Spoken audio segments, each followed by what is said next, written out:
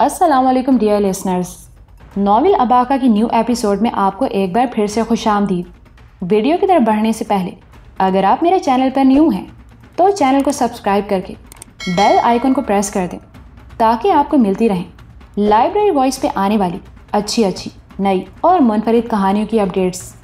جی تو چلیے اب بڑھتے ہیں کہانی کی طرف۔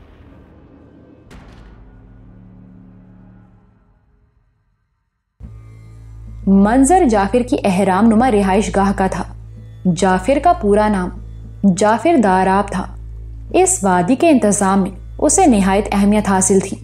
اسے راجی خاتون کا معاون خصوصی سمجھا جاتا تھا۔ گرانڈیل شخص نڈھال سے اندر داخل ہوا اور دھم سے جعفر داراب کے قریب قالین پر بیٹھ گیا۔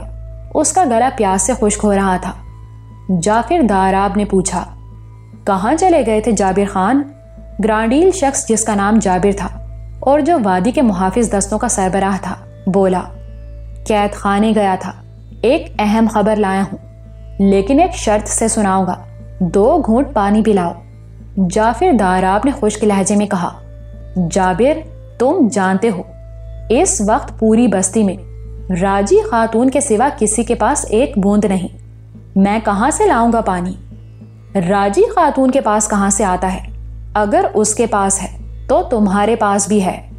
جعفر داراب کے چہرے پر طیش کے آثار نظر آئے، لیکن پھر وہ تحمل سے بولا، میں تمہیں بتا چکا ہوں کہ چشمے سے صرف ایک مشکیزہ آیا تھا اور وہ راجی خاتون کے لیے تھا۔ اس بدبخت سکندر نے اپنے آدمی کو ہدایت کی تھی کہ وہ خود یہ مشکیزہ راجی خاتون تک پہنچائے۔ جابر بولا، تمہارا چہرہ بتاتا ہے جعفر کہ تم اتنے پیاسے نہیں ہو جتنے ہم ہیں۔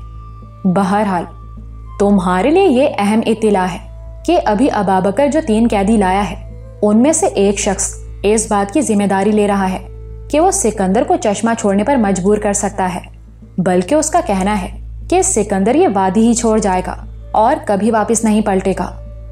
کیا وہ کوئی جادوگر ہے؟ جعفر داراب نے حیرت ظاہر کرتے ہوئے کہا۔ جابر بولا، نہیں جعفر، جادوگر تو نہیں، لیکن اس کی زبان میں بہت تاثیر ہے۔ بزرگوں ولیوں پر تم یقین نہیں رکھتے، لیکن مجھے تو وہ کوئی بہت پہنچا ہوا شخص دکھائی دیتا ہے۔ نہ جانے کیوں مجھے لگتا ہے کہ اس شخص کو میں نے کسی بلند مرتبے پر فائز دیکھا ہے۔ تم نے نہیں دیکھا تھا؟ اس کی آنکھوں میں کیسی مقناطیسی کشش تھی۔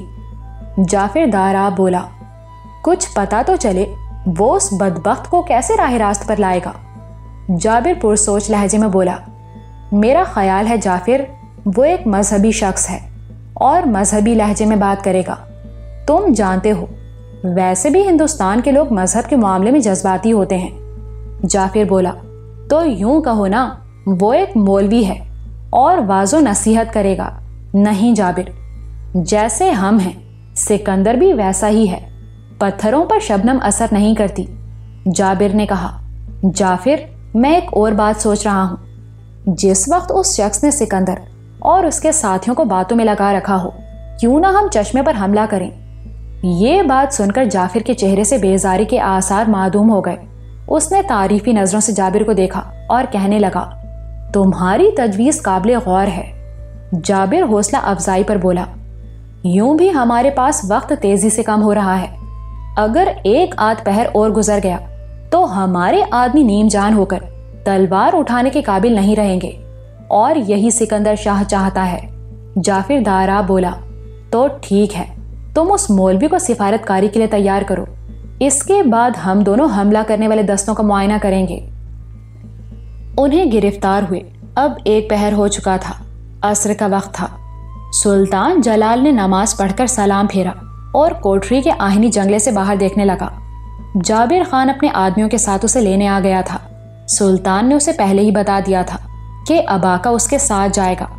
جابر خان نے دونوں کو احترام سے اپنے ساتھ لیا اور قید خانے کے بیرونی راستے کی طرف چل دیا۔ باہر اباکا اور سلطان کے لیے 2 گھوڑے موجود تھے۔ جابر کی میت میں چلتے ہوئے وہ ہریالی والے علاقے میں پہنچے۔ ایک مقام سے گزرتے ہوئے اباکا اور سلطان جلال کو عجیب وضع کا ایک پہاڑ نظر آیا۔ وادی میں داخل ہونے کے بعد 1-2 بار پہلے بھی انہیں اس بلند پہاڑ کی جھلک دکھائی دی تھی، لیکن اس دفعہ وہ پہاڑ کے کافی قریب سے گزرے۔ پہاڑ کے دامن میں تھوڑی بہت ہریالی موجود تھی، लेकिन उसकी चोटी दूसरे पहाड़ों की तरह बंजर और स्याह थी। अबाका और सुल्तान ने देखा कि पहाड़ के दामन में एक सुरंग नुमा रास्ता है और वहां से कुछ मजदूर सरों पर पत्थरों के वजनी टुकड़े रखे बाहर निकल रहे थे। कुछ खच्चर भी बार बर्दारी के लिए इस्तेमाल किए जा रहे थे। सुल्तान के पूछने पर जाबिर ने बताया कि इस पहाड़ को वादी में नीले पहाड़ के नाम से पुकारा जाता है। रुस्तम की बेटी राजी खातून इसी पहाड़ के अंदर रहती है। अब जाफिर दाराब की रिहाइश गाह भी इस पहाड़ के अंदर बनाई जा रही है। नीले पहाड़ से कोई 300 गज आगे जाकर जाबिर खान ने अपना घोड़ा रोक लिया। अबाका ने देखा कि उस जगह 2-3 तनावर दरख्त काटकर जमीन पर गिरा दिए गए हैं, जिससे रास्ता मजदूद हो गया है। गालिबन ये बागी ग्रोह का काम था। इसका मतलब था इससे आगे बागियों का कब्जा है। यहाँ पहुंचकर जाबिर खान ने सुल्तान जलाल का हाथ अपने हाथों में लिया और पुरजोश लहजे में बोला, हजरत, अगर आप ये मसला हल कर दें तो मैं अहद करता हूँ कि आप और आपके दोनों साथियों को बसदे एहतराम अबाबकर के साथ वापस भेज दिया जाएगा।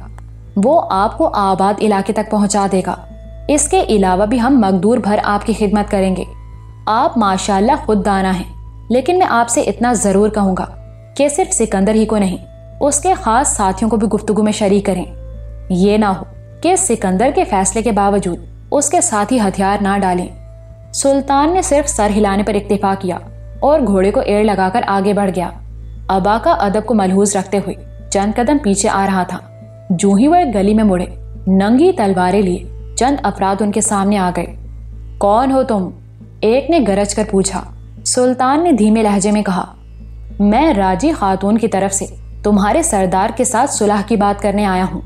नौजवानों में से दरमियाने कद का एक मजबूत सा जवान आगे बढ़ा और बोला, मैं सरदार हूं इनका। क्या कहना चाहते हो तुम? तुम्हारा नाम सिकंदर है? सुल्तान ने उसे सर से पांव तक देखते हुए पूछा। नौजवान का जवाब अज़बात में था। सुल्तान ने कहा, क्या यहाँ खड़े खड़े बात होगी? नौजवान बेरुखी से बोला, यहाँ सिरे से कोई बात नहीं होगी। मैं राजी खातून को अपनी शराइत बता चुका हूँ।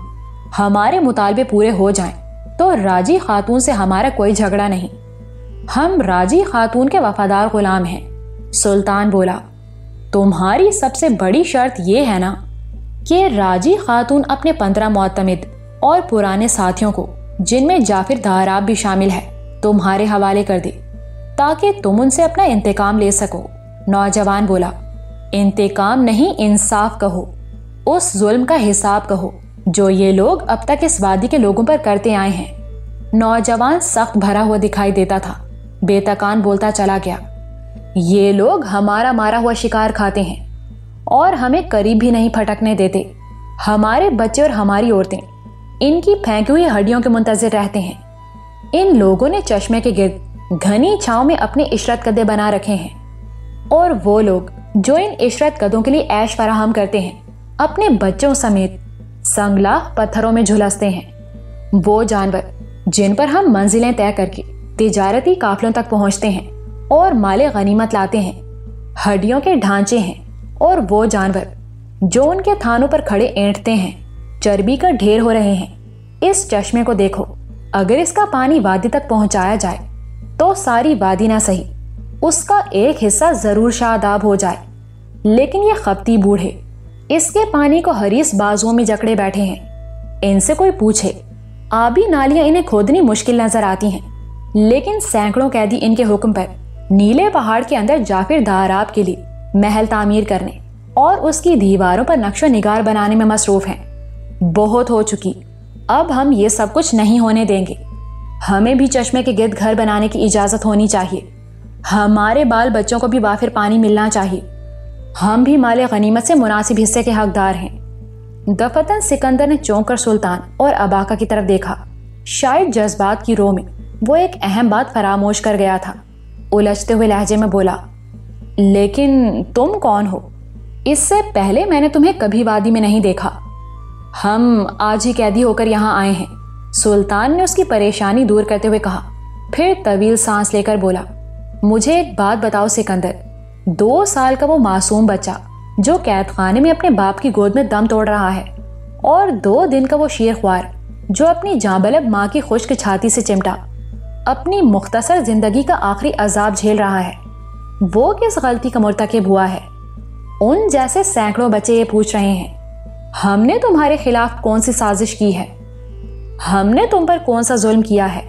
سکندر ہٹ دھرمی سے بولا، قصور ان بچوں کا نہیں، ان کے والدین کا ہے۔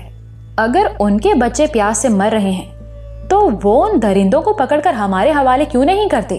اگر یہ بھی نہیں کر سکتے تو پھر ان بدبختوں کو ہمارے مقابلے پر بھیجیں، ہم خود انہیں دیکھ لیں گے۔ یہ سب ان لوگوں کا قصور ہے جو ظلم سہنے کے عادی ہو چکے ہیں۔ سلطان نے کہا، تم یہ کیوں نہیں کہتے کہ قصور راجی خاتون کا ہے؟ اگر وہ یہاں کی فرما روا ہے تو پھر قصور اس کا کیوں نہیں سمجھا جاتا؟ کسی شخص کو تمہارے حوالے کرنا یا نہ کرنا راجی خاتون کا کام ہے۔ کسی شخص کو تمہارے مقابلے پر بھیجنا یا نہ بھیجنا راجی خاتون کی ذمہ داری ہے، نہ کہ لوگوں کی۔ سکندر کا ایک ساتھی چیخ کر بولا، ہم سب جانتے ہیں رستم کے نام نہاد کھوسٹ ساتھیوں نے راجی خاتون کو اصل حالات سے بے خبر رکھا ہوا ہے۔ اسے کچھ معلوم نہیں نیلے پہاڑ سے باہر کیا ہو رہا ہے۔ سلطان گھوڑے سے اتر کر سکندر کے قریب پہنچا اور ٹھہرے ہوئے لہجے میں بولا، تم مسلمان ہو؟ سکندر نے ہاں میں جواب دیا۔ سلطان نے کہا، اگر واقعی مسلمان ہو تو خدا اور اس کے رسول صلی اللہ علیہ وآلہ وسلم کو مانتے ہو؟ اس کا جواب بھی اسبات میں تھا۔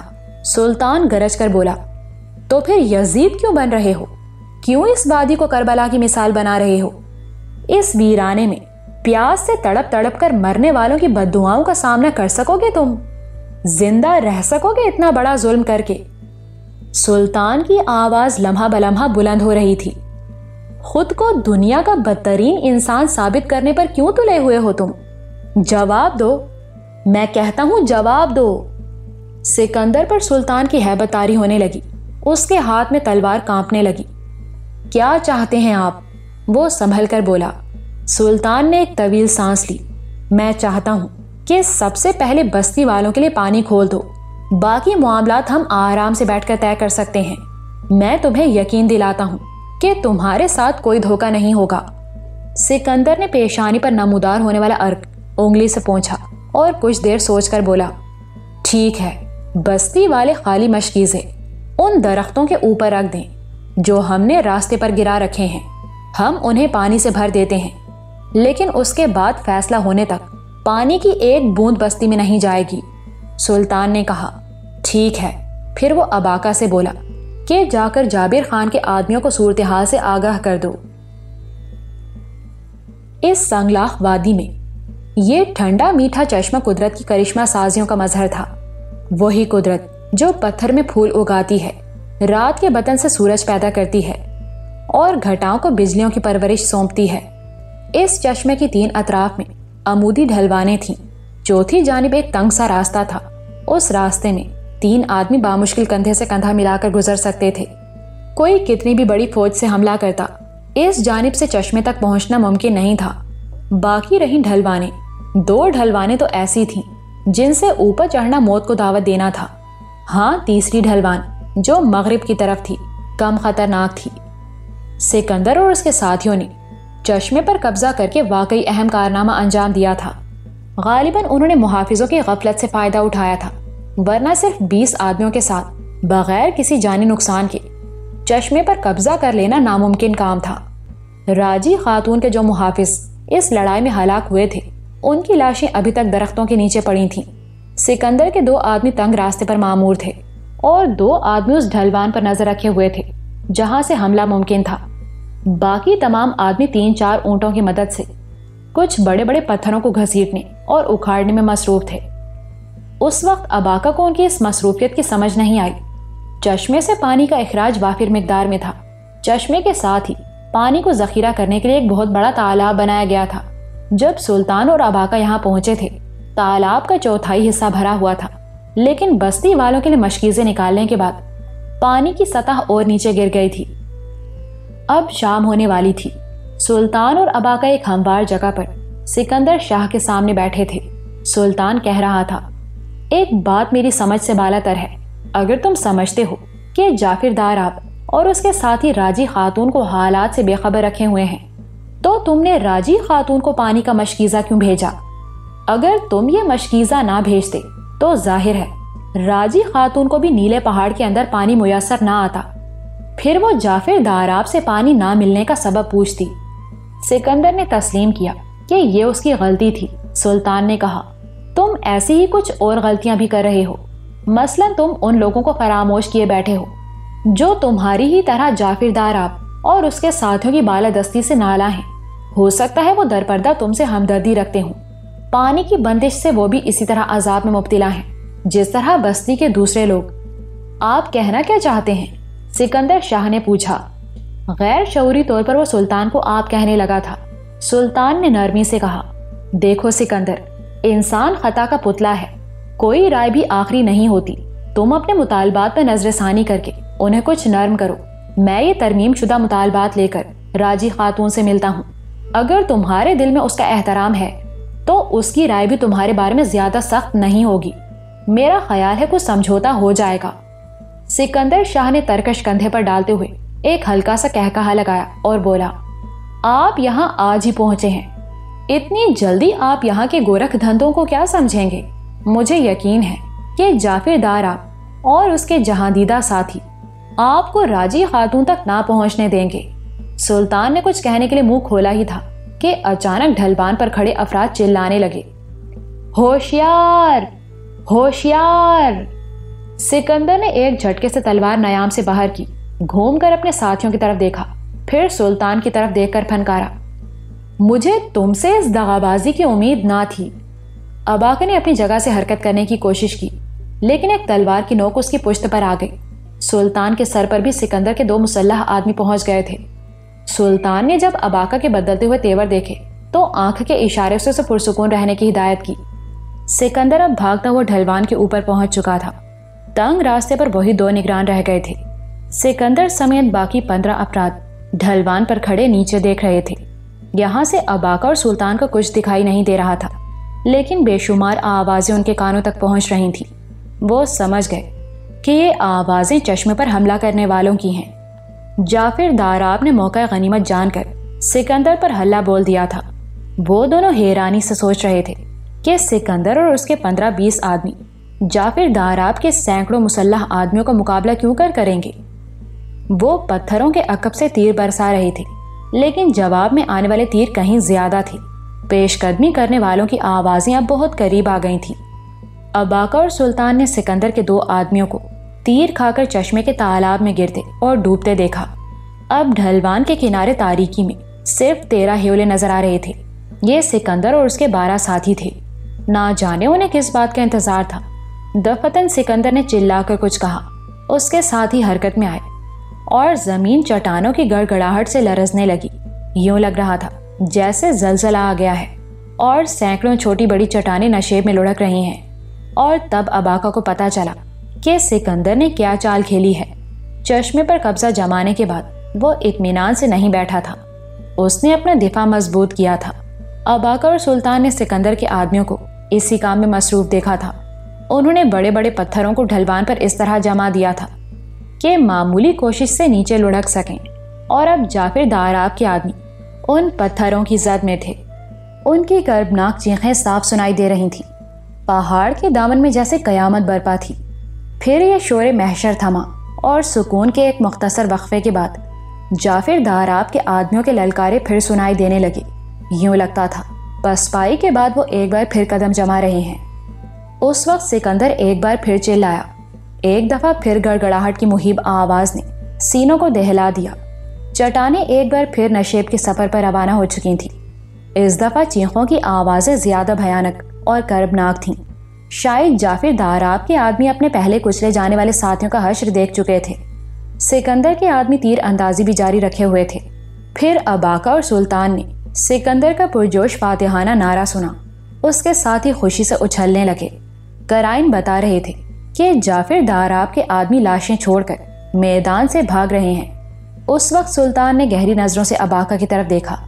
اباکا سلطان کی نگاہوں کا مفہوم سمجھ رہا تھا۔ حالات نے جو رخ اختیار کر لیا تھا اس میں اب سکندر سے کسی بھلائی کی توقع فضول تھی۔ وہ طیش میں ان کی گردنیں اڑانے کا حکم بھی دے سکتا تھا۔ وہ ان کا یہ موقف کبھی تسلیم نہ کرتا کہ انہیں اس حملے کا علم نہیں تھا، لہٰذا ان دونوں کو اب کچھ نہ کچھ کرنا تھا۔ چند ساعتیں اسی طرح گزری، پھر اباکا بجلی کی طرح حرکت میں آیا۔ نہ جانے اس نے کیا کیا کہ اس کے عقب میں کھڑا تلوار بردار اس کے اوپر سے ہوتا ہوا پتھریلی زمین پر گرا۔ اس کی تلوار اب اباکا کے ہاتھ میں نظر آ رہی تھی۔ دوسری طرف شیر خوارزم بھی حرکت میں آ چکا تھا۔ اس کے بوڑھے جسم میں حرارت ایمانی خون بن کر دوڑتی تھی۔ اباکا جنگل میں اسے شیر پر جھپٹتے اور اس کا پیٹ چاک کرتے دیکھ چکا تھا۔ اس سپاہیانہ ہنر کا مظاہرہ یہاں بھی دیکھنے میں آیا۔ سلطان نے دفتن مڑ کر تلوار زن کی تلوار پر ہاتھ ڈالا تھا اور اسے کندھے سے ایسا دھکا دیا تھا کہ وہ اڑتا ہوا تالاب میں جا گرا تھا۔ اس کا ساتھی جس نے اباکا کو تلوار چھینتے دیکھا تھا پھرتی سے جھپٹا۔ اباکا اس کے بھرپور وار سے بچنے کے لیے ایک گھٹنے پر جھک گیا۔ تلوار کی بجلی اس کے سر پر کوندی لیکن گزن پہنچائے بغیر گزر گئی۔ پھر اس سے پہلے کہ مد مقابل کو اپنا وار خالی جانے کا احساس ہوتا، اباکا کی تلوار اس کی ناف میں ترازو ہو گئی۔ تلوار کھینچ کر وہ سیدھا کھڑا ہوا اور سلطان کے پیچھے لپکا۔ سلطان ڈھلوان کے کنارے پہنچ چکا تھا۔ اباکا نے نیچے جھانک کر دیکھا۔ جھٹپٹے اندھیرے میں اسے جعفر داراب کے آدمی تیزی سے نیچے اترتے دکھائی دیے۔ سکندر اور اس کے ساتھی اطمینان سے کھڑے تھے۔ وہ جانتے تھے کہ ابھی پتھروں کی ایک اور قطار باقی ہے۔ اگر جعفر داراب کے آدمیوں نے پاؤں جمانے کی کوشش کی تو وہ پھر ان پر موت کی بارش کر دیں گے، لیکن وہ اس آفت سے بے خبر تھے جو اباکا اور سلطان جلال کی صورت میں دبے پاؤں ان کے عقب میں پہنچ چکی تھی۔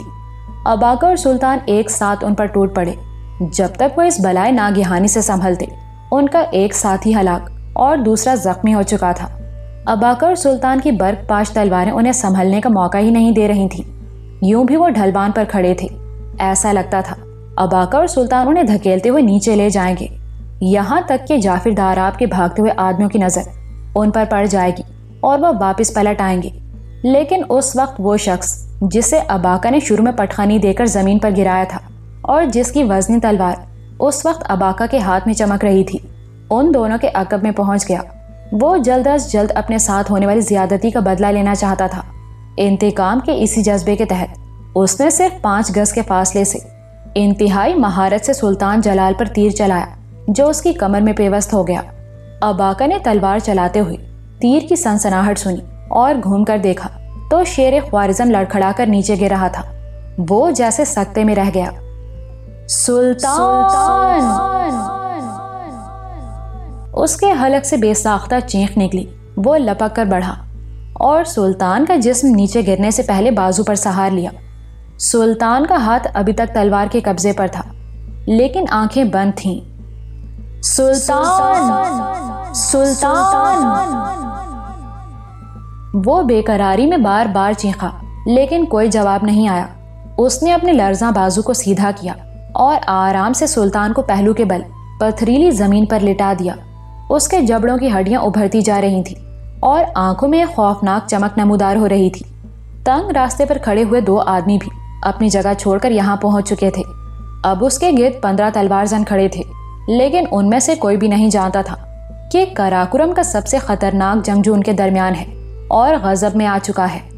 ایک آتش فشاں جسے کسی عرضی تبدیلی نے دفتن جگا دیا تھا، اب پھٹ پڑنے کو تیار تھا۔ وہ نہیں جانتے تھے کہ وہ کتنے خطرے میں ہیں۔ اباکا کا سر جھکا ہوا تھا اور لمبے بالوں نے چہرہ چھپا رکھا تھا۔ پھر اس نے ہاتھ بڑھا کر اپنی گری ہوئی تلوار اٹھائی اور سیدھا کھڑا ہو گیا۔ کالے پہاڑوں کی کالی تاریکی میں وہ کوئی خونخوار آسیب دکھائی دے رہا تھا۔ ڈھلوان کے نشیب و فراز کو رات کی سیاہی دھیرے دھیرے ہڑپ کر رہی تھی۔ جعفر داراب کے پسپا ہونے والے آدمی دور نشیب میں پہنچ چکے تھے۔ اب ان کی مکھیوں کی بھنبھناہٹ جیسی آوازوں کے سوا کچھ سنائی نہیں دیتا تھا۔ دفتن ایک دھاڑ سے ویرانہ گونج اٹھا، جیسے زمین پھٹتی ہے، جیسے آسمان ٹوٹ پڑتا ہے، جیسے قیامت آتی ہے۔ ایسے ہی اباکا اپنے دشمنوں پر ٹوٹ پڑا۔ دونوں ہاتھوں میں تلوار تھامے وہ چلا چلا کر سکندر اور اس کے ساتھیوں کو نشانہ بنا رہا تھا۔ وہ سب کے سب چھٹے ہوئے بدماش، قاتل اور ڈاکو تھے۔ ان کی زندگیاں کشت و خون اور قتل و غارت سے عبارت تھیں، لیکن اپنے عجیب و غریب مد مقابل کے سامنے اچانک ہی ان کی ہمتیں جواب دے گئیں۔ ان کے ہاتھ پاؤں مفلوج ہو رہے تھے۔ وار کرنے کی بجائے وہ وار بچانے کی کوشش کر رہے تھے۔ بدحواسی میں ان میں سے 2-3 اپنے ساتھیوں کی تلواروں سے بھی زخمی ہو گئے۔ جتنی دیر میں ان کے ذہنوں نے مد مقابل کی حیران کن برتری کو تسلیم کیا، اور ان کی مردانگی نے ان کی ٹانگوں کو بھاگنے کی اجازت دی۔ ان میں سے 6 زمین بوس ہو چکے تھے۔ تب ان کا سرغنہ سکندر شاہ ایک چنگھاڑ کے ساتھ اباکا کے سامنے آیا۔ اس کا پورا اعتماد انداز بتا رہا تھا کہ وہ خود بھی ایک خطرناک جنگجو ہے۔ اباکا کے 2 بار اس نے پیچھے ہٹ کر خالی کر دیے، پھر جھک کر بے انتہا پھرتی سے اس کی ٹانگوں کو نشانہ بنایا۔ تلوار کی نوک اباکا کے گھٹنے کو چھیلتی ہوئی گزر گئی اور اب وہ اباکا کی زد پر تھا۔ اباکا نے وزنی تلوار دونوں ہاتھوں میں بلند کر کے سکندر شاہ کے سر کو نشانہ بنانا چاہا، لیکن وہ کمال بے جگری سے آگے آیا اور سر کی بھرپور ضرب اباکا کی چھاتی پر لگی۔ اباکا جو ڈھلوان کی طرف تھا لڑکھڑا کر پتھروں پر گرا۔ اس وقت یکایک سکندر شاہ مخالف سمت میں بھاگ کھڑا ہوا۔ اباکا جب تک اس کے بھاگنے کا مقصد سمجھتا، چٹانوں کی مہیب گڑگڑاہٹ سے ایک بار پھر زمین لرز اٹھی۔ اباکا نے جلدی سے اٹھ کر بلندی کی طرف دیکھا اور سب کچھ سمجھ گیا۔ خونی چٹانوں کی تیسری قطار حرکت میں آ چکی تھی اور اس دفعہ ان کی زد میں وہ خود تھا۔ یہ ایک پرہول منظر تھا۔ خوفناک سیاہ دھبے تیزی سے اس کی طرف بڑھے چلے آ رہے تھے۔ ان میں سے کچھ چھوٹے تھے اور کچھ بہت بڑے۔ دور نیچے ایک بار پھر جعفر داراب کے آدمیوں کی چیخوں پکار سنائی دینے لگی۔ حالانکہ وہ پتھروں کی زد سے باہر تھے، پھر بھی چلا رہے تھے۔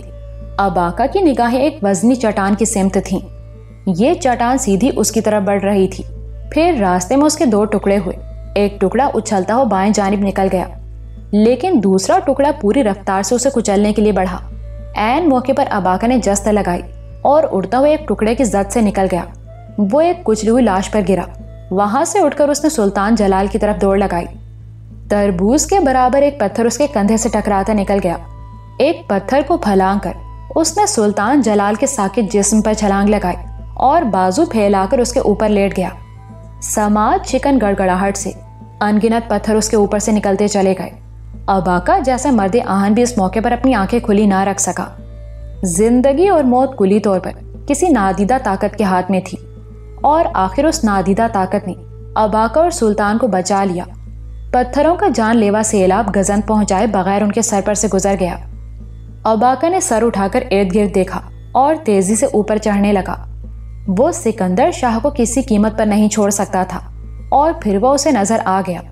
چند گز دور ایک سایہ بری طرح لڑکھڑاتا ہوا ڈھلوان پر چڑھنے کی کوشش کر رہا تھا۔ اباکا پہچان گیا وہ سکندر شاہ ہی تھا۔ کوئی چھوٹا موٹا پتھر اسے بھی لگ گیا تھا۔ چند ہی جستوں میں اباکا نے اسے جا لیا۔ وہ شاید اسے اپنا ہی کوئی آدمی سمجھ رہا تھا۔ اسے تب ہوش آئی جب اباکا کے آہنی بازوؤں نے اسے جکڑا، اٹھایا اور گھما کر سنگلاخ زمین پر دے مارا۔ سکندر شاہ کی آنکھوں میں ستارے ناچ گئے۔ پھر ایک ایسا مکہ اس کے منہ پر لگا جس نے نہ صرف اس کے کئی دانت توڑ ڈالے بلکہ سر کو بھی لٹو کی طرح گھما دیا۔ سکندر شاہ یہ سوچتا ہوا بے ہوش ہو گیا کہ ابھی جو چیز اس کے چہرے سے ٹکرائی تھی واقعی وہ کسی انسان کا مکہ تھا۔ نیلے پہاڑ کے سامنے ایک ہموار میدان میں لوگوں کا جمع غفیر لگا ہوا تھا۔ اس جمع غفیر میں صرف مرد شامل تھے، عورتیں اور بچے کہیں دکھائی نہیں دیتے تھے۔ تمام لوگ چلچلاتی دھوپ میں صبح سے قطاروں میں کھڑے تھے۔ صرف سفید پگڑیوں والے چند معززین کو سایہ دار درختوں کے نیچے جگہ ملی تھی، لیکن وہ بھی کھڑے تھے۔ یہ معززین رستم کے ساتھ ہی تھے۔ سفید پگڑی ان کے اس اعزاز کی نشانی تھی۔ معززین ہونے کے باوجود تمام نامی گرامی مجرم رہ چکے تھے۔ ہر نگاہ نیلے پہاڑ کی طرف لگی ہوئی تھی۔ پہاڑ کے دامن میں تاریک دروازہ جس کی دونوں جانب سیاہ ڈھاٹوں والے مسلح افراد مؤدب کھڑے تھے بالکل خالی تھا۔ اباکا اس ہجوم میں ایک عام شخص کی طرح کھڑا تھا۔ طویل انتظار کے بعد دروازے میں 4 افراد نظر آئے۔ انہوں نے خوبصورت رنگین فوجی لباس پہن رکھا تھا۔ شاید کسی روسی یا افغانی فوجی قافلے کو لوٹا گیا تھا۔ یہ وردیاں کسی ایسے ہی قافلے کی اترن تھیں۔ ان 4 افراد کے گلے سے تبل لٹک رہے تھے۔ ایک ساتھ انہوں نے تبل بجانے شروع کیے اور دھیرے دھیرے آگے بڑھنے لگے۔ لوگ پنجوں کے بل کھڑے ہو کر یہ منظر دیکھ رہے تھے۔ آج طویل عرصے کے بعد راجی خاتون اپنا دیدار کروا رہی تھی۔ ان کا پرجوش ہونا فطری تھا۔ تبل والوں کے عقب میں پگڑی والا ایک دراز قد شخص برآمد ہوا۔ اس کا لباس بھی دیدہ زیب تھا۔ اس نے ایک سجے سجائے نہایت صحت مند اونٹ کی نکیل تھام رکھی تھی۔ اونٹ کی پشت پر زردار چادر کے اوپر ایک پگڑی رکھی تھی اور ساتھ ہی ایک تلوار چمک رہی تھی۔ اونٹ کو ایک سایہ دار درخت کے نیچے دبیز قالین پر کھڑا کر دیا گیا۔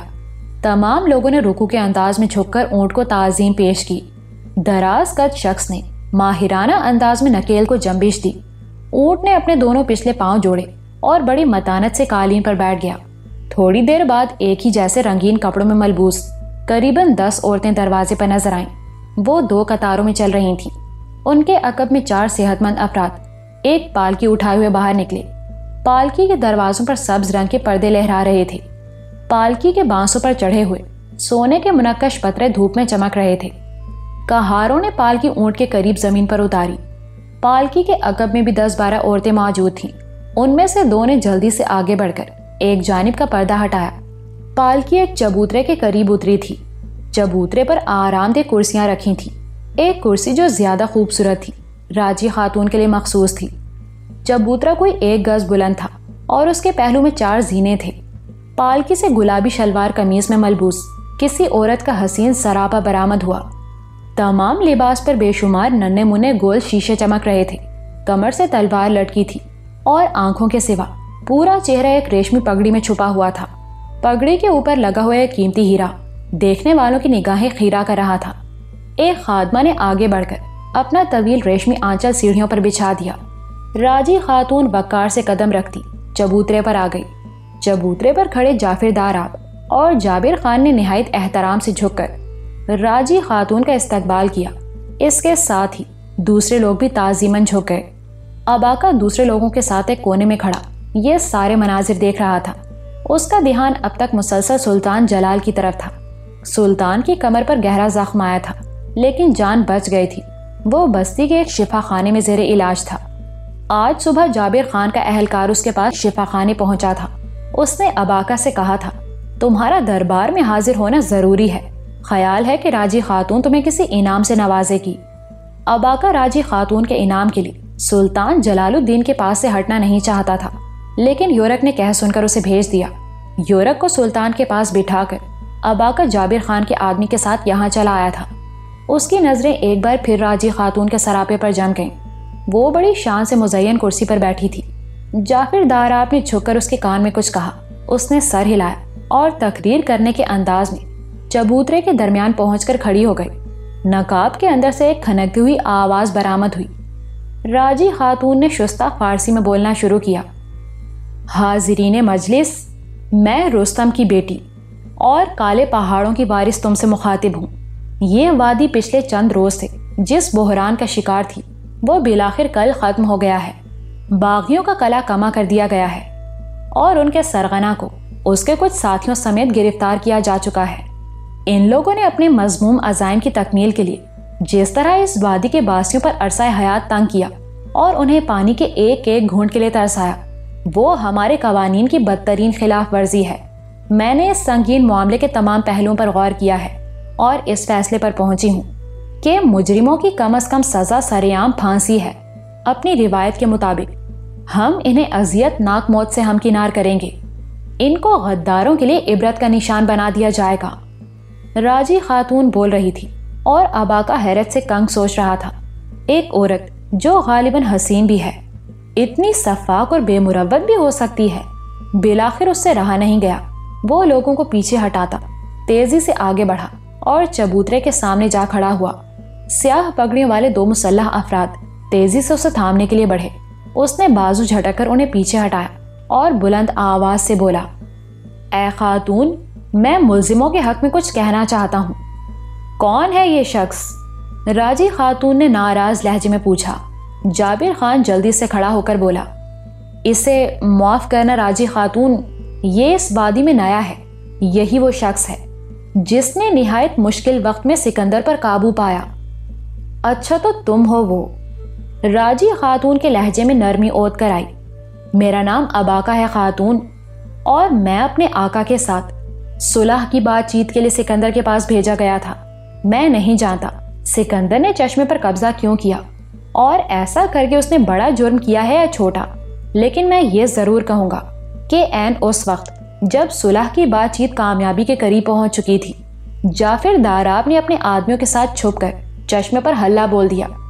ایسا کر کے اس نے نہ صرف ہماری جان خطرے میں ڈال دی بلکہ اپنے بھی 20 آدمی مروا بیٹھا۔ جعفر داراب جو خاصا پریشان نظر آ رہا تھا اباکا کی بات کاٹ کر بولا، نوجوان تم سکندر کو نہیں جانتے، وہ اول درجے کا مکار اور ڈھیٹ شخص ہے، اسے قابو کرنے کا یہی طریقہ تھا۔ اباکا بولا، تو پھر ہمیں بات چیت کے لیے وہاں کیوں بھیجا گیا؟ کیا ہمیں چارے کے طور پر استعمال کیا گیا؟ اباکا کی تیکھے سوال پر جعفر داراب بغلیں جھانکنے لگا۔ جابر نے اس کی مدد کے لیے ہونٹ کھولنے چاہے، لیکن اباکا ڈپٹ کر بولا، جعفر داراب یہ سارا کام تمہاری ہوشیاری کی وجہ سے خراب ہوا۔ تم جانتے ہو ہماری کوشش کے نتیجے میں سکندر بستی کو پانی دینے پر تیار ہو گیا تھا، وہ اپنے کئی مطالبات سے بھی دستبردار ہو گیا تھا۔ اگر تم عیارانہ چڑھائی نہ کرتے تو کبھی اس قدر جانی نقصان نہ ہوتا، یہ معاملہ نہایت خوش اسلوبی سے طے ہو چکا ہوتا۔ جعفر داراب نے راجی خاتون کی طرف دیکھا، اس نے ہاتھ کے اشارے سے اباکا کو خاموش رہنے کی ہدایت کی اور بلند آواز سے بولی، نوجوان میں تمہاری شجاعت اور دلیری سے متاثر ہوئی ہوں، لہٰذا اس گستاخی پر تمہیں معاف کیا جاتا ہے۔ آئندہ خیال رہے کہ راجی خاتون یا جعفر داراب کے کسی فیصلے پر اعتراض کی اس وادی میں کوئی گنجائش نہیں۔ اب تم اپنی جگہ پر جا کر کھڑے ہو سکتے ہو۔ اباکا نے بالوں کو جھٹکا دیا اور لاپرواہی سے چلتا ہوا واپس اپنی جگہ کھڑا ہو گیا۔ کچھ دیر بعد ایک جانب سے ہجوم ہٹا اور سکندر شاہ رسیوں سے جکڑا ہوا اندر داخل ہوا۔ اس کے دو ساتھی بھی ساتھ تھے۔ تینوں کو چبوترے کے سامنے کھڑا کر دیا گیا۔ اباکا نے دیکھا سکندر کے چہرے پر گہری مایوسی چھائی ہوئی تھی، لیکن وہ خوفزدہ نہیں تھا۔ اس کی شعلہ بار نگاہیں مسلسل جعفر داراب کو گھور رہی تھی۔ دوسری طرف جعفر داراب کے چہرے پر فاتحانہ چمک دکھائی دے رہی تھی۔ تمہاری آخری خواہش؟ محافظ دستوں کے کماندار جابر خان نے بلند آواز میں سکندر شاہ سے پوچھا۔ میں آخری بار اپنے گھر کے در و دیوار دیکھنا چاہتا ہوں، وہ قدرے بھرائی ہوئی آواز میں بولا۔ اباکا نے دیکھا اسے بولنے میں سخت دشواری ہو رہی ہے۔ رات جس جگہ اباکا کا مکہ لگا تھا وہ بری طرح سوجی ہوئی تھی۔ راجی خاتون نے جعفر داراب کی طرف جھک کر کچھ مشورہ کیا، پھر ٹھوس آواز میں بولی، اس وادی کے قانون کے مطابق تمہاری یہ خواہش پوری نہیں کی جا سکتی، کوئی اور خواہش ہو تو بتاؤ۔ سکندر نے زہر خند لہجے میں کہا، پھر میرے ہاتھ کھول دیجئے تاکہ میں نیلے پہاڑ کے اندر محل تعمیر کرنے والے اس بوڑھے شیطان کو اپنے ساتھ قبر میں لے جا سکوں۔ اس کا اشارہ جعفر داراب کی طرف تھا۔ زبان کو لگام دو، راجی خاتون گرجی۔ دو سیاہ پگڑیوں والوں نے جلدی سے آگے بڑھ کر سکندر شاہ کے منہ پر ہاتھ رکھ دیے اور گھسیٹتے ہوئے پیچھے لے گئے۔ دوسرے دو قیدیوں سے بھی آخری خواہش پوچھی گئی اور پھر انہیں جلاد کے سپرد کر دیا گیا۔ یہ جلاد کوئی خطائی پہلوان تھا۔ اس نے تلوار کے بھرپور وار سے سکندر کا بایاں بازو اڑا دیا، دوسرا وار اس کی دائیں ٹانگ پر کیا گیا۔ وہ گاجر کی طرح ران پر سے کٹ گئی۔ تڑپتے اور لہو اگلتے جسم کو دو آدمی اٹھا کر اس درخت کی طرف بڑھے جہاں چادر پوش اونٹ براجمان تھا۔ اونٹ کے بالکل سامنے ایک درخت پر رسے کا پھندا لٹک رہا تھا۔ یہ پھندا سکندر کے گلے میں ڈال کر اسے جھولنے کے لیے چھوڑ دیا گیا۔ چند ہی لمحے میں اس نے تڑپ تڑپ کر جان دے دی۔ جب اس کے بے جان جسم کو درخت سے اتارا جا رہا تھا، خطائی پہلوان دوسرے قیدی کا بازو کاٹنے کے لیے تلوار سونت رہا تھا۔ تھوڑی دیر بعد تینوں افراد کو موت سے ہمکنار کر دیا گیا۔ قیدیوں کو اذیت ناک طریقے سے پھانسی پاتے دیکھ کر اباکا کا دل بجھ سا گیا۔ حالانکہ سکندر کو اس نے خود پکڑوایا تھا، لیکن نہ جانے کیوں اس کی موت پر اسے افسوس ہو رہا تھا۔ شاید وہ سمجھتا تھا کہ وہ اتنی کڑی سزا کا مستحق نہیں تھا۔ جیسا کہ سکندر کے رویے سے ظاہر تھا، وہ راجی خاتون کا دل سے احترام کرتا تھا۔ اس وقت بھی جب اس نے بستی والوں کا پانی روک دیا تھا، راجی خاتون کے لیے اس کا آدمی مشکیزہ لے کر پہنچا تھا۔ اباکا کو کسی لمحے بھی احساس نہیں ہوا تھا کہ سکندر راجی خاتون سے کوئی اناد رکھتا ہے۔ اس کے برعکس وہ اس کا وفادار خادم ہونے کو باعث فخر سمجھتا تھا۔ ایسے شخص کو اتنی سفاکی سے قتل کر دینا ایک پتھر دل عورت کا ہی کام تھا۔ اباکا نے سوچا، اچھا ہوتا اگر میں اسے گرفتار ہی نہ کرتا، لیکن یہ بھی ضروری تھا۔ وہ سلطان کی حکمت عملی سمجھ رہا تھا۔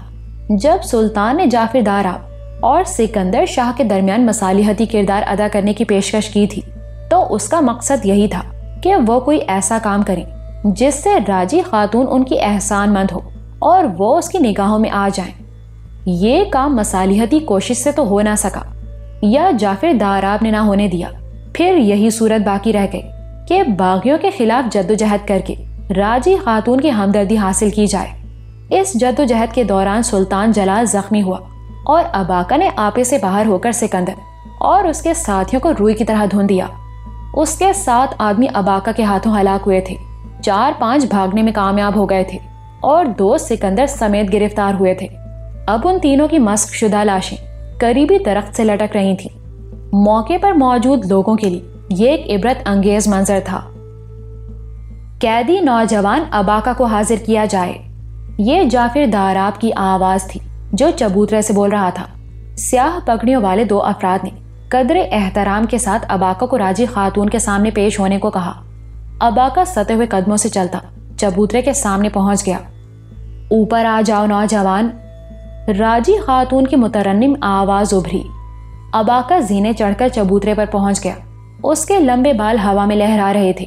راجی خاتون بولی، یہاں کا دستور ہے کہ غدار اور باغی کا تمام ساز و سامان بما مال مویشی اس سے چھین لیا جاتا ہے اور موت کی سزا کے بعد یہ تمام اثاثہ اس شخص کے سپرد کر دیا جاتا ہے جس نے مجرم کی نشاندہی کی ہو یا اس کی گرفتاری میں سب سے اہم کردار ادا کیا ہو۔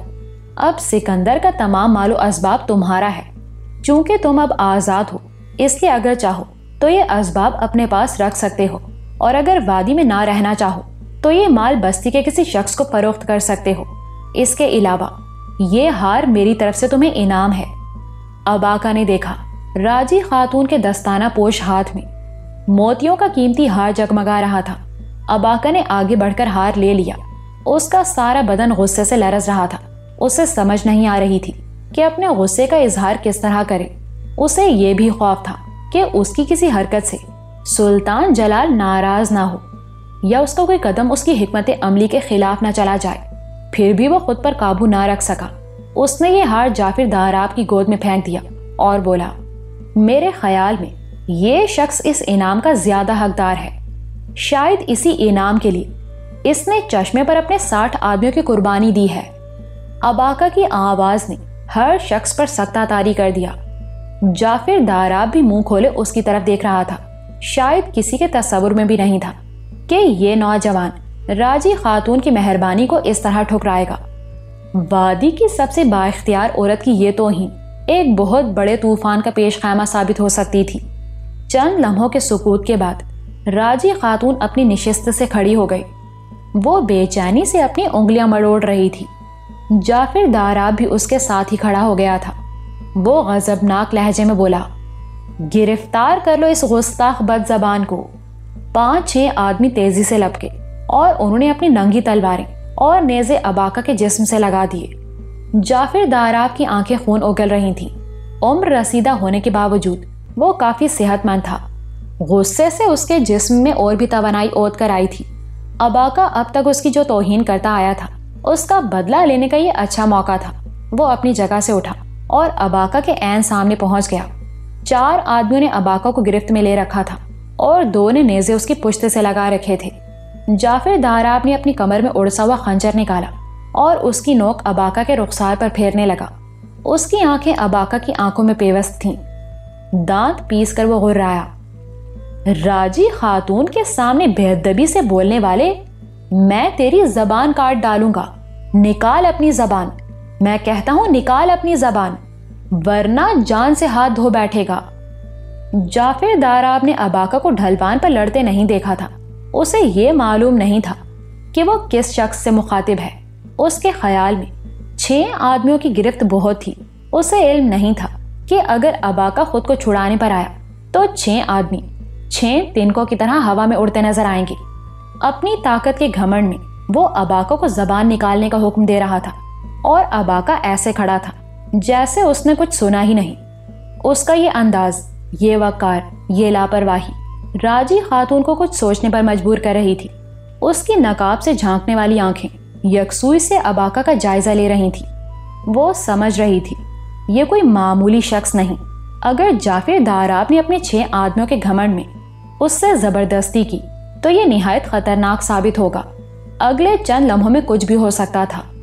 ٹھہرو، راجی خاتون کی باروب آواز گونجی، اس گستاخی کی سزا اسے میں دوں گی۔ پھر اس نے آنکھ سے جابر خان کو اشارہ کیا۔ جابر خان آگے بڑھا اور اس نے ایک محافظ سے رسی لے کر مضبوطی سے اباکا کے پاؤں باندھ دیے۔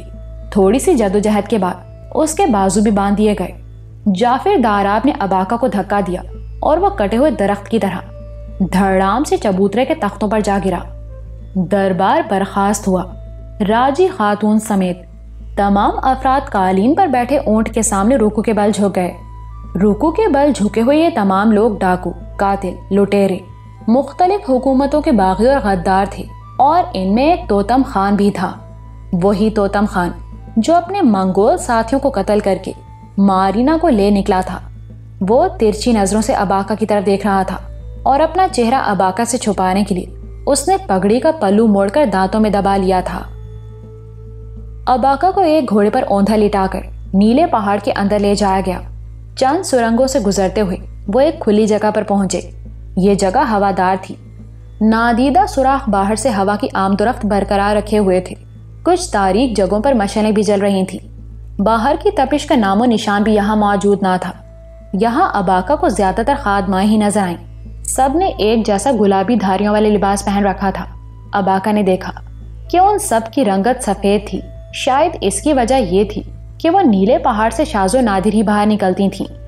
ایک جگہ پہنچ کر اباکا کو گھوڑے سے اتارا گیا اور اس کے پاؤں کھول دیے گئے۔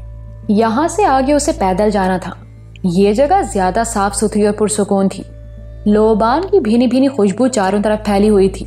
یہاں پتھر توڑنے کی وہ دور افتادہ آوازیں بھی سنائی نہیں دیتی تھیں جو اباکا کے اندازے کے مطابق جعفر داراب کے زیر تعمیر محل سے آ رہی تھیں۔ اباکا کو لانے والے محافظ یہاں سے واپس چلے گئے اور خوبصورت کپڑوں میں ملبوس 4 دوسرے محافظوں نے اسے اپنے گھیرے میں لے لیا۔ یہاں زمین پر قالین بچھے تھے اور سرنگ کے محرابی دروازوں پر مخملی پردے جھول رہے تھے۔ وہ ان پردوں سے گزرتے ہوئے ایک جگہ پہنچ کر رک گئے۔ سرنگ میں دائیں جانب ایک بڑا دروازہ تھا۔ یہاں چھت سے قندیل لٹک رہی تھی اور بیش قیمت پردے کے سامنے 2 حسین خادمائیں مؤدب کھڑی تھیں۔ یہاں مکمل خاموشی تھی۔ اباکا اور محافظ کو دیکھ کر ایک خادمہ اندر چلی گئی۔ اباکا نے در و دیوار کا جائزہ لینا شروع کیا۔ یہاں کی سب سے اہم چیز 2 دیوار گیر تصویریں تھیں۔ انہیں پتھریلی دیواروں پر کندہ کیا گیا تھا۔ پہلی تصویر میں نیم اوریاں لباس پہنے کچھ عورتیں سر جھکائے کھڑی تھیں اور چند ہٹے کٹے مرد انہیں اپنی اپنی طرف کھینچ رہے تھے۔ تمام عورتیں ایک ہی زنجیر سے بندھی ہوئی تھیں۔ اس تصویر سے اندازہ ہوتا تھا کہ مال غنیمت کے ساتھ پہنچنے والی عورتوں کی یہاں کیسے بندر بانٹ کی جاتی ہے۔ دوسری تصویر میں ایک اونٹ دکھائی دے رہا تھا۔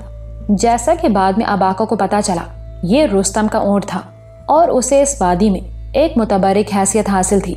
تھوڑی دیر بعد خادمہ واپس آئی اور اس نے محافظوں کو اندر آنے کا اشارہ کیا۔ یہ بلند چھت والا ایک کشادہ کمرہ تھا۔ پہاڑ کے اندر واقع سرنگیں قدرتی تھیں، لیکن یہ کمرہ انسانی ہاتھوں کی کاوش نظر آتا تھا۔ کم از کم اس کی تراش خراش اور دیواروں پر نظر آنے والی نقاشی انسانی کوشش کی مرہون منت تھی۔ اس کمرے سے گزر کر وہ ایک اور کمرے میں داخل ہوئے۔ یہ پہلے کمرے سے بھی بڑھ کر سجا سنورا تھا۔ فرش پر غالیچے تھے اور دیواریں دیدہ زیب نقش و نگار سے مزین۔ کمرے کے عین درمیان ایک بہت بڑا قیمتی فانوس لٹک رہا تھا۔ سامنے والی دیوار پر ایک بڑی شبیہ کندہ تھی۔ باروب چہرے والا ایک شخص ہاتھ میں تلوار لیے کھڑا تھا۔ جیسے کہ بعد میں پتا چلا یہ رستم کی شبیہ تھی۔ یہاں راجی خاتون ایک خوبصورت مسحری پر نیم دراز تھی۔ چہرہ پہلے کی طرح ایک پگڑی میں چھپا ہوا تھا۔ شاید اباکا کی آمد سے کچھ پہلے اس نے چہرہ چھپایا تھا۔ محافظوں نے اباکا کو راجی خاتون کے سامنے کھڑا کیا اور اگلے حکم کے منتظر ہو گئے، لیکن راجی خاتون نے مزید کوئی ہدایت کیے بغیر انہیں واپس جانے کا حکم دیا۔ وہ گہری نظروں سے اباکا کی طرف دیکھ رہی تھی۔ مسحری کے قریب پھل رکھے تھے اور چھری راجی خاتون کے ہاتھ میں تھی۔ وہ اٹھلا کر کھڑی ہوئی، اباکا کی پشت پر پہنچی اور اس کے ہاتھ کی رسی کاٹ ڈالی۔ اباکا اس حرکت پر حیران ہوا اور کچھ سراسیما بھی۔ اسے راجی خاتون کی آنکھوں سے کچھ عجیب طرح کی شعائیں پھوٹتی محسوس ہو رہی تھی۔ اسے لگ رہا تھا کوئی نادیدہ انگلیاں اس کے ذہن میں رینگ رہی ہیں، کوئی اس کے ذہن کو ٹٹولنے میں مصروف تھا۔ پھر راجی خاتون کی سحر انگیز آواز ابھری، بالکل جیسے کوئی خواب میں بولتا ہے۔ میں برسوں سے تمہارا انتظار کر رہی تھی اباکا۔ اباکا اس کی ملائمت اور سحرکاری پر حیران رہ گیا۔ اسے یقین نہیں آیا کہ یہ وہی عورت ہے جو آج صبح سکندر اور اس کے ساتھیوں کو بے دردی سے قتل کرنے کا حکم دے رہی تھی۔ راجی خاتون پھر بولی، تم میرے بارے میں الجھن میں مبتلا ہو اباکا، لیکن میں تمہارے بارے میں کسی الجھن کا شکار نہیں۔ مجھے معلوم ہے تم بہادر ہو، بے خوف ہو، بلا کے جنگجو ہو اور کسی خاص مقصد کے تحت یہاں آئے ہو۔ تمہاری طرح تمہارے ساتھی بھی معمولی آدمی نہیں، وہ ان لوگوں میں سے ہیں جو ملکوں اور قوموں کی تقدیریں بدل دیتے ہیں۔ اباکا حیرت سے کنگ یہ سب کچھ سن رہا تھا۔ راجی خاتون بولی، اباکا، مجھے تمہاری ساری زندگی تمہاری آنکھوں میں نظر آ رہی ہے، اتنی واضح تو نہیں لیکن ایسی مدھم بھی نہیں۔ دیکھو، میں تمہیں بتا سکتی ہوں کہ تم کسی مصور یا نقاش کے بیٹے ہو۔ تم نے اپنی ابتدائی زندگی جنگلوں اور ویرانوں کی سختیاں جھیلتے گزاری ہے، شاید کسی انتقام کی خاطر۔ پھر تم نے شہروں کا رخ کیا، جنگیں لڑیں، مہمات سر کیں، ایک نہایت خوبصورت عورت سے محبت کی، اس سے جدا ہوئے اور کیا؟ اباکا نے بے ساختہ پوچھا۔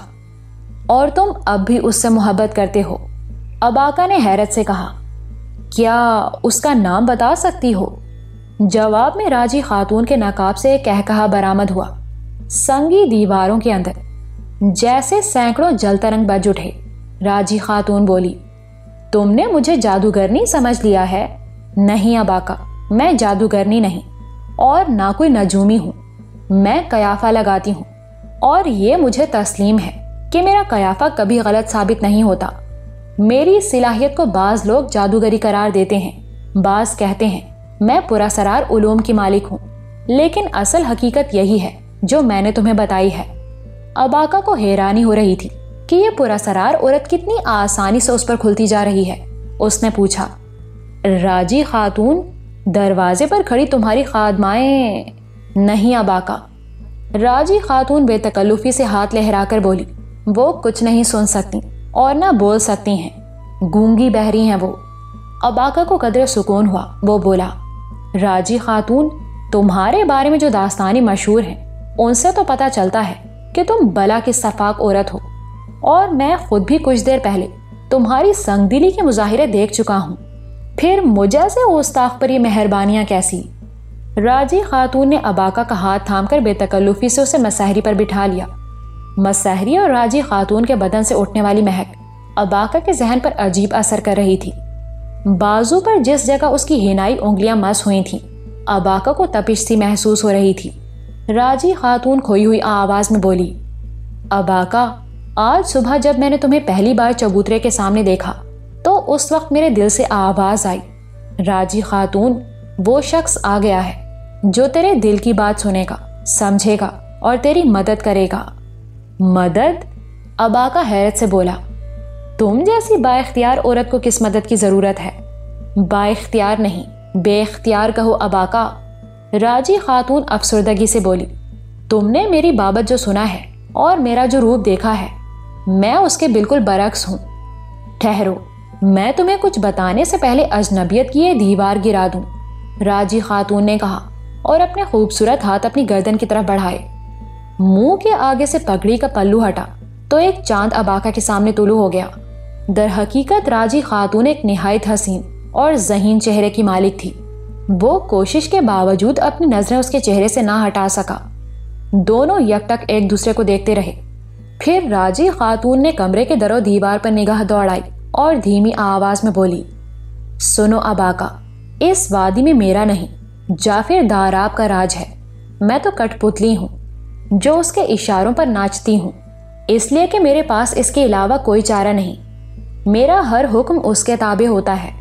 میں رستم کی بیٹی ہوں، اس لیے لوگ میرا ظلم و ستم خاموشی سے برداشت کرتے ہیں۔ بس یہی میری کہانی ہے۔ اباکا اس انکشاف پر حیرت سے کنگ تھا۔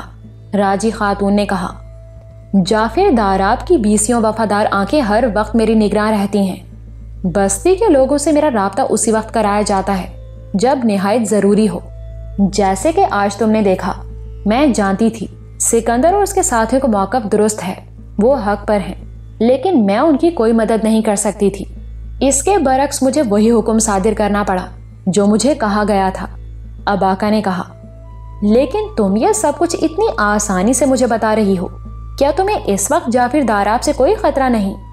راجی خاتون عجیب پراسرار لہجے میں بولی، خطرہ تو ہر وقت رہتا ہے، لیکن کچھ خطرے مول لینے پڑتے ہیں۔ دفتن اباکا نے محسوس کیا کہ کوئی اس کے عقب میں ہے۔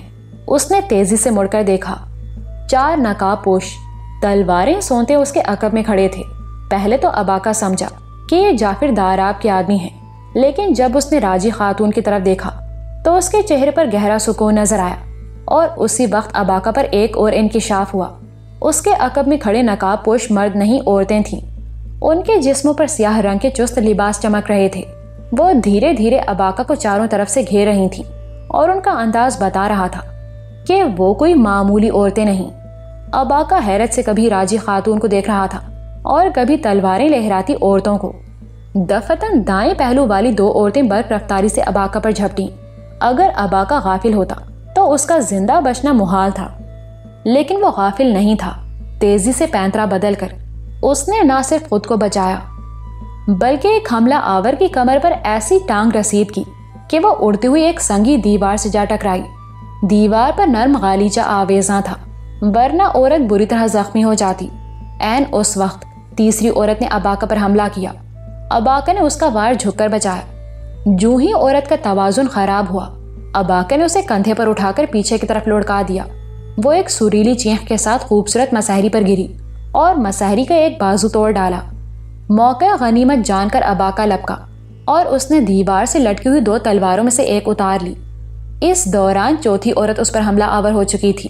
اپنے انداز اور لباس سے وہ تینوں عورتوں کی سردار لگتی تھی۔ اس کا وار بھی سرداروں جیسا تھا۔ اباکا کو جھکائی دے کر اس نے اس کے پیٹ پر وار کیا۔ تلوار کی نوک اس کی صدری پھاڑتی ہوئی نکل گئی۔ اگلے ہی لمحے دونوں کی تلواریں ٹکرائیں اور کمرے میں جیسے کوہرام مچ گیا۔ پلک جھپکتے میں باقی تینوں عورتیں بھی اباکا پر پل پڑیں۔ اباکا کا بازو مشینی انداز میں متحرک تھا اور تلوار سائیکا کی طرح چمک رہی تھی۔ اس تلوار سے تادیر محفوظ رہنا ناممکن تھا۔ پھر ایک بھرپور وار ایک عورت کے بازو پر پڑا، اور اس وقت اباکا کو اندازہ ہوا کہ اس کے ہاتھ میں ایک کند تلوار ہے۔ 4 عدد سنگ پاش تلواروں میں اس کی تلوار کی حیثیت ایک چھڑی سے زیادہ نہیں تھی۔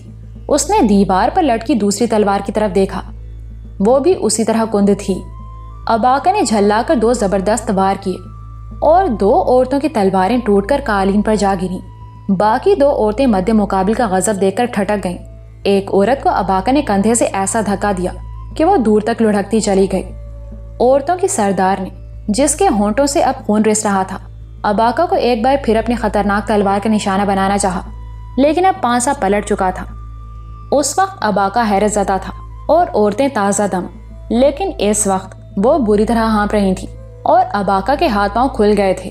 اس نے بڑے اطمینان سے عورت کے وار بچائے، پھر اپنی کند تلوار سے مقابل کی تلوار پر دستے کے قریب ایک ایسی ضرب لگائی کہ تلوار اس کے عرق آلود ہاتھ سے چھوٹ گئی۔ ایک ساتھ ضائع کیے بغیر اباکا نے اپنی تلوار سردار عورت کی گردن پر رکھ دی۔ اس نے ذرا سا دباؤ بڑھایا تو عورت الٹے پاؤں ہٹتی ہوئی دیوار سے جا لگی۔